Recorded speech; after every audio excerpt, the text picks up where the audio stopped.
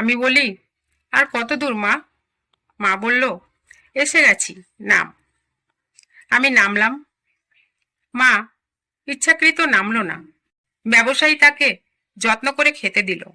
তারপর নাম ঠিকানা জানতে চাইল। সে তেমন ঠিকঠাক কিছু বলতে পারল না। তার কাছেই থেকে গেল। হাতে হাতে কাজ করে, দোকানে বসে।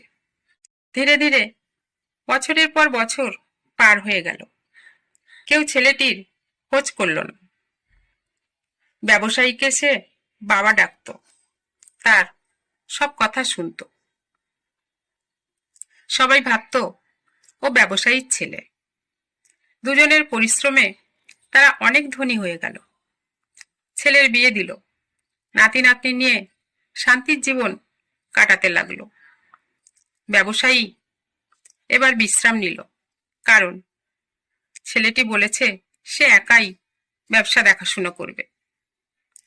কিন্তু আশ্চর্যের বিষয় হলো, তিনি ধনী হয়েও অহংকারী ছিলেন না, বরং তিনি আরো বেশি বিনয়ী হলেন এবং মানুষের উপকার করতে লাগলেন।